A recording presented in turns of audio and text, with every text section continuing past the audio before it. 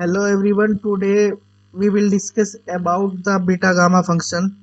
Beta gamma function is most important topic for integral calculus. हमारे integral calculus में जो हमारा सिलेबस है उसमें हमारा ये मेंशन नहीं है, लेकिन इसका यूज हमारे बहुत सारे क्वेश्चन को सॉल्व करने के लिए किया जाता है। इंटीग्रल कैलकुलस के बहुत सारे क्वेश्चन ऐसे हैं जो बीटा गामा फंक्शन से इजीली सॉल्व हो जाते हैं, और डायरेक्ट अगर हम सॉल्व करने की कोशिश करेंगे तो हम इन्हें सॉल्व करने में बहुत लंबा प्रोसेस हमारा हो जाएगा। चलिए देखते हैं कि हमारे पास यूलेरियन इंटीग्रल होता है, फर्स्ट एंड सेकंड काइंड। तो ये यूलेरियन इंटीग्रल ही हमारे बीटा गामा फंक्शन को डिफाइन करता है। बीटा एम एन, जो बीटा फंक्शन होता है उसे बी से डिनोट करते हैं, और 4mn के लिए बीटा ब्रैकेट mn हम लिखते हैं। तो हमारा फर्स्ट काइंड जो इंटीग्रल है Eulerian integral 0 to 1 x to the power m minus 1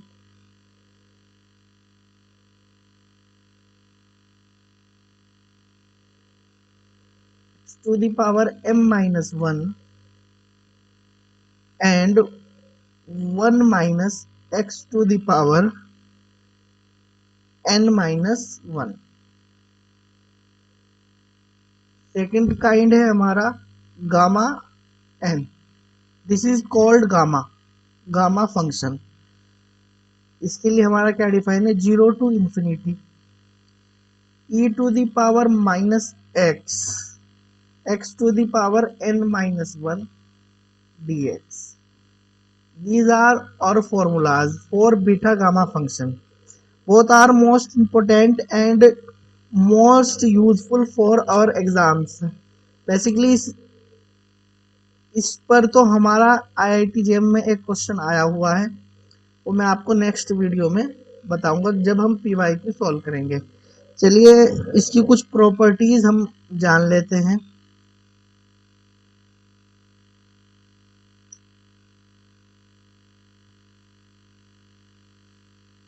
हमारे पास जो प्रॉपर्टीज है उसके लिए अगर हमारे पास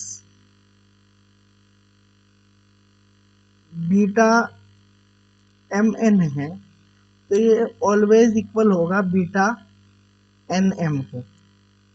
और हम बीटा एम एन को डिफाइन कैसे करते हैं, जो हमारा बीटा एम एन है इसे हम अगर गामा के फॉर्म में लिखना चाहे तो हम ऐसे लिख सकते हैं, gamma m gamma n upon gamma m plus N.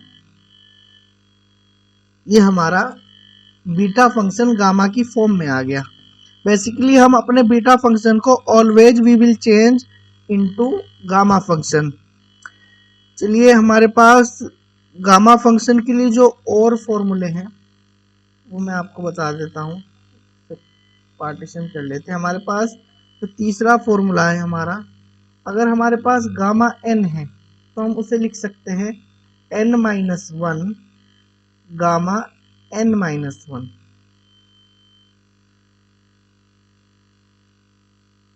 अगर मैं एग्जाम्पल्स इसके लिए लिखूँ, मेरे पास अगर 4 है तो मैं इसे लिख सकता हूँ 4 minus 1 gamma 4 minus 1 equals to 3 gamma 3। और जो हमारा नेक्स्ट है, अगर मेरे पास गामा एन है तो वो ऑलवेज इक्वल होगा n माइनस 1 फैक्टोरियल के।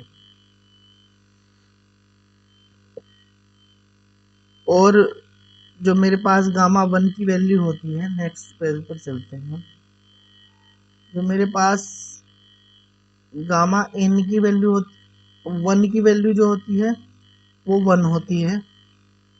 गामा 0 इक्वल्स टू इंफिनिटी, और गामा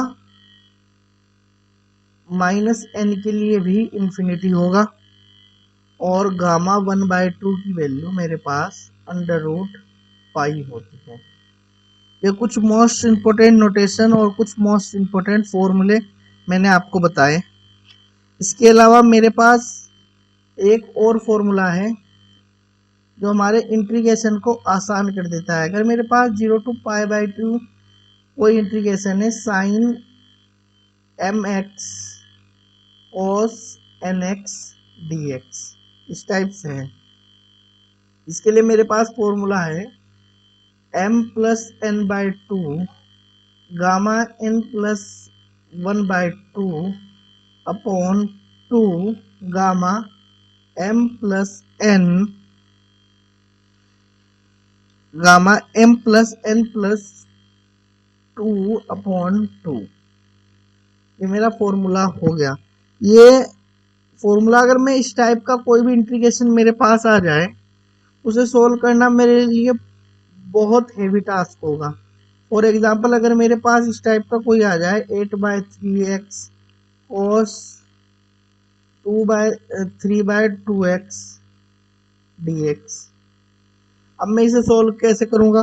पहले मैं साइन x को t लेट करूंगा, फिर उसका इंटीग्रेशन करूंगा। लेकिन अगर मैं बीटा गामा फंक्शन से करना चाहूंगा तो मेरे लिए इजीली 8+3+1/2 गामा 3/2+1/2 अपॉन 2 8/3 3/2 अपॉन 2। ये हो गए मेरे पास इसका एग्जाम्पल। मैं इन दोनों को सोल्व कर लूंगा तो मेरे पास इसकी वैल्यू आ जाएगी। कुछ और अगर फॉर्मूले में आपको बताऊं बीटा गामा फंक्शन के, अगर मेरे पास नेक्स्ट पेज की ओर चलते हैं, अगर मेरे पास ये भी इंपॉर्टेंट फॉर्मूला है, अगर मेरे पास इस टाइप से है गामा 1+n और गामा 1-n, तो ये इक्वल होगा n pi upon sine n पाई के। ये हमारा इसके इक्वल हो जाएगा। और जो मेरा गामा m+1/2 होगा, ये मेरे इक्वल होगा √pi upon 2⁻m-1 gamma 2m। these are most important formulae। Basically हमारे पास जो फॉर्मूले हैं उनमें जो सबसे इम्पोर्टेंट हैं ये वाले दो फॉर्मूले, और हमें पता होना चाहिए कि हम बीटा फंक्शन को गामा में कैसे चेंज करेंगे और फिर गामा फंक्शन को सॉल्व कैसे करेंगे, ये इसकी नॉलेज हमारे पास होनी चाहिए। चलिए मैं आपको एक और मोस्ट इम्पोर्टेंट फॉर्मूला जो हमारे इंटीग्रेशन को इजी करता है वो भी मैं आपको बता देता हूँ। बेसिकली आज की क्लास हमारी सिर्फ कॉन्सेप्ट के लिए हमारी क्लास है कि हमारा इंटीग्रेशन कैसे इजी हो जाए।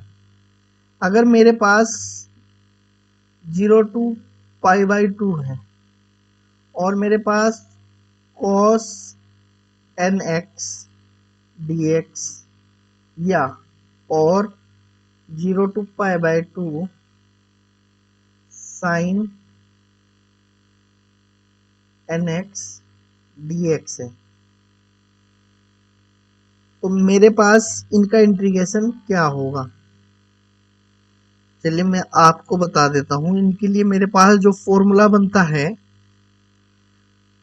वो ये बनता है कि जो मेरा n है उसमें से मैं अपनी -1 करूंगा और अपॉन में 0 माइनस करूंगा। नेक्स्ट n-3 करूंगा अपॉन में n-2 करूंगा। n-5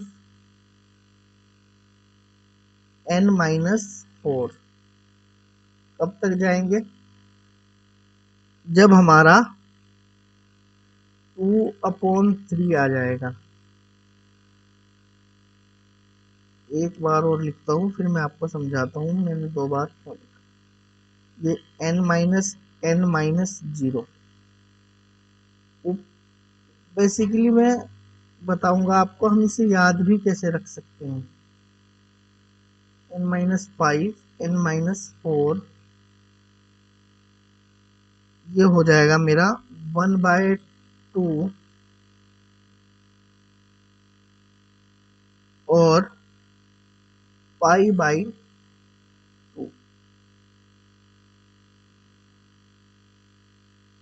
ठीक है, अब ये फॉर्मूला कब यूज होगा, ये वाला फॉर्मूला कब यूज होगा, ये मेरा फॉर्मूला यूज होगा व्हेन n इज ओड,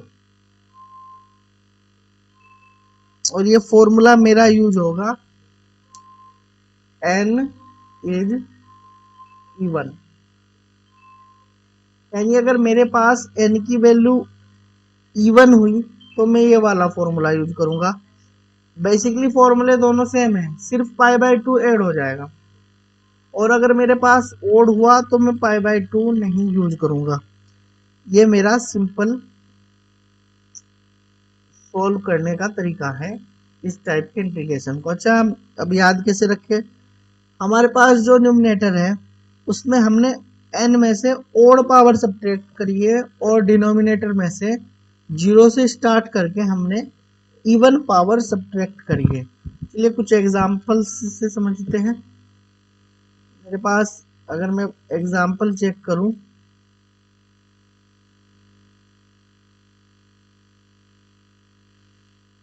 मेरे पास एक एग्जांपल है 0 to π/2 cos 7x dx। इसका इंटीग्रेशन कैसे लिखेंगे। अब 7x dx का इंटीग्रेशन लिखना आसान काम थोड़ी है कि हम कैसे बना सकते हैं। हम इसे अगर हम वैसे बनाना चाहें हम इसे लिख सकते हैं भाई cos x cos की पावर 6x, फिर हम इसमें डबल फंक्शन लगाएंगे तब हमारा सोल्व होगा।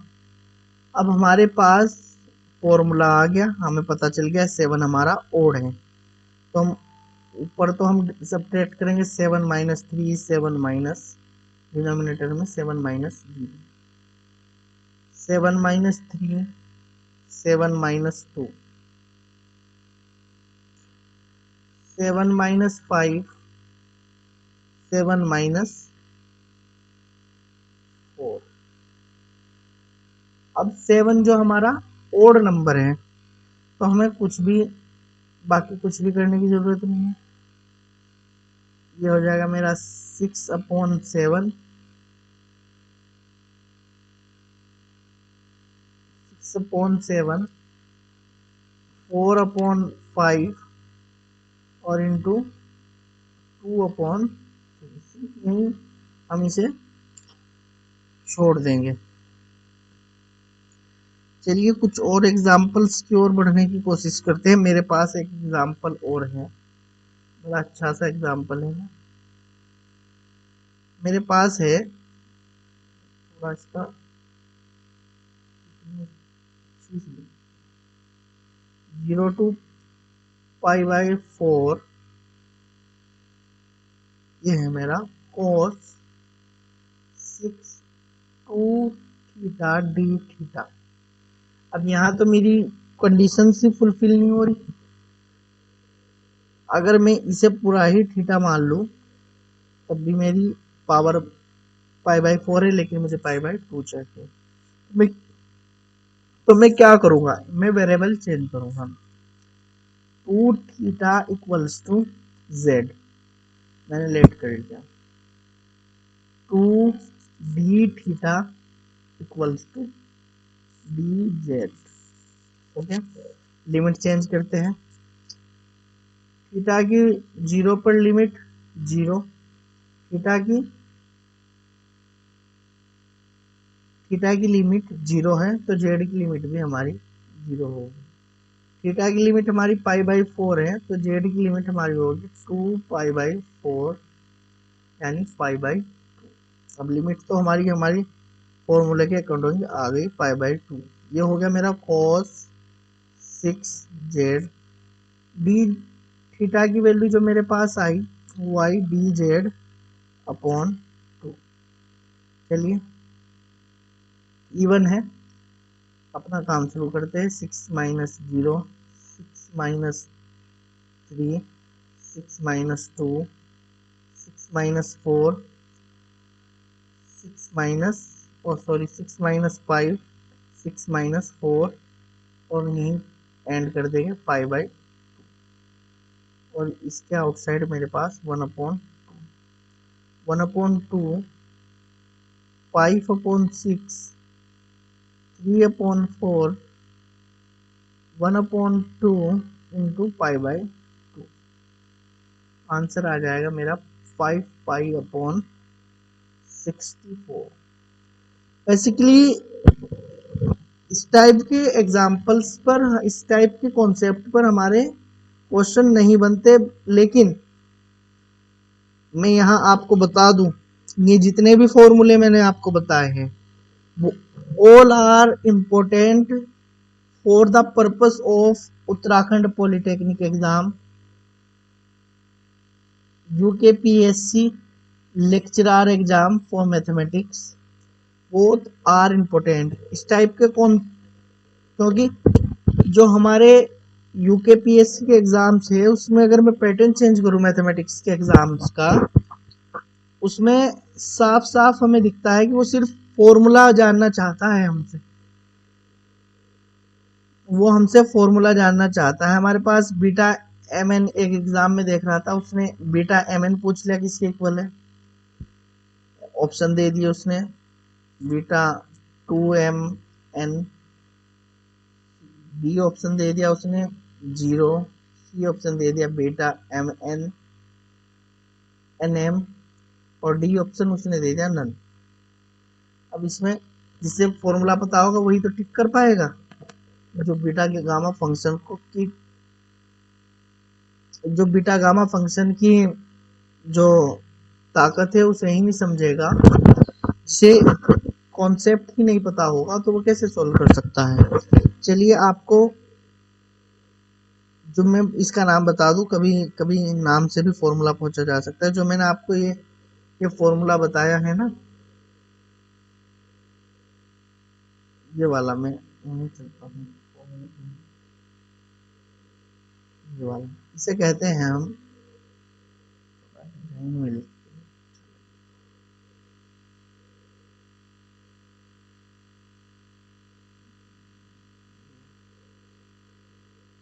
इसे कहते हैं हम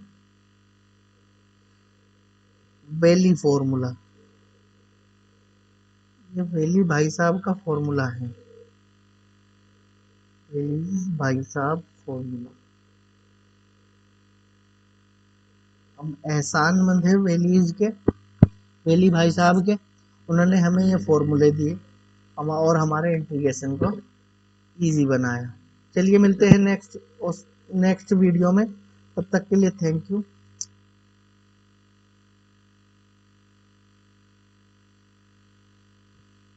देखते रहिए आसिम अहमद।